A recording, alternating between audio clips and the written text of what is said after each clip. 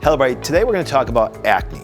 Now what I want to do is kind of go over some of the causal factors, some of the things I hear out there, and some of the things that don't really make that much sense. For example, let's talk about hormonal acne. Yes, it's a contributor, but let me show you why it's a contributor.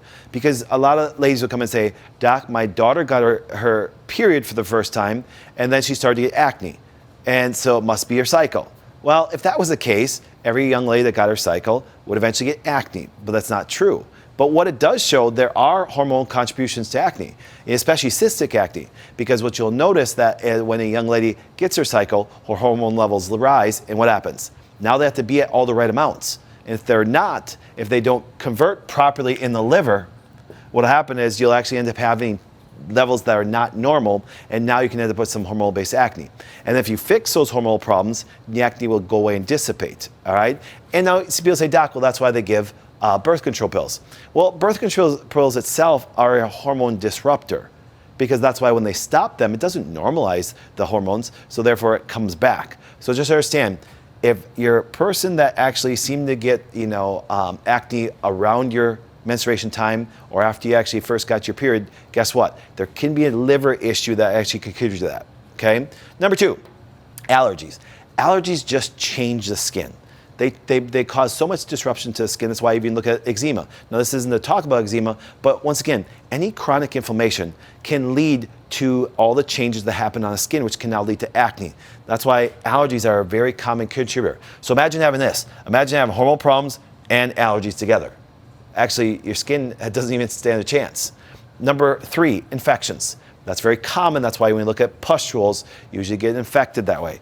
If you actually are systemically, infected in the GI, once again, that bacteria will travel all over. It's very important to get a stool test to see if there's an overgrowth of bacteria that can be leading to the acne. Because you can change the skin all you want. If you have an overgrowth of bacteria within the whole system, changing the skin doesn't make that bit of difference. Even if you could change it with an antibiotic for a short time, guess what's happening? It's coming back. That's why you see people that take antibiotics for their acne. It may go away, it may even clear up, but it's always come back because the infection is still in there. Get a stool test done. So that's why it's very important to get a stool test done here. Get an allergy test done. Once again, you can actually test these pathways for the liver. But here's another one that I think is way overlooked, the gallbladder. If you look at some of the most common medications given for acne today, it's actually a high dose of vitamin A. It's synthetic. It's such a high dose that guess what? It can cause liver problems. It can lead to liver failure. That's why they tell you don't ever try to get pregnant after you're taking one of these medications. Why? Because it so messes with the liver. So just think, you gotta be very careful with this. Now, but why would they use it? Because once again, if you're deficient in vitamin A, it can lead to major skin issues. Let me give you a really way of thinking this. Do you understand that your skin is the farthest thing away from your body? Think about that. Your skin is the farthest thing away from your body. So if there's a vital organ that needed vitamin A, it's going to get it first before it ever gets to your skin. Well, let's say this. In order to absorb vitamin A into the small and large intestine, you need bile. Bile comes from the gallbladder. That's why if you've even had gallbladder surgery, man, if you had surgery, okay, it's very common. I've seen this a lot. Say, Doc, I had actually absolutely amazing skin. All of a sudden I got my gallbladder removed and I started to get acne. And my doctor said there's no correlation. Well, then your doctor doesn't understand how your body works and how your skin works, because vitamin A is one of the major contributors to keep good, healthy skin. And if you don't have a gallbladder, or once again, if you actually have not enough bile in the system, you can't absorb your fat-soluble vitamins, vitamin A, K, D, and E.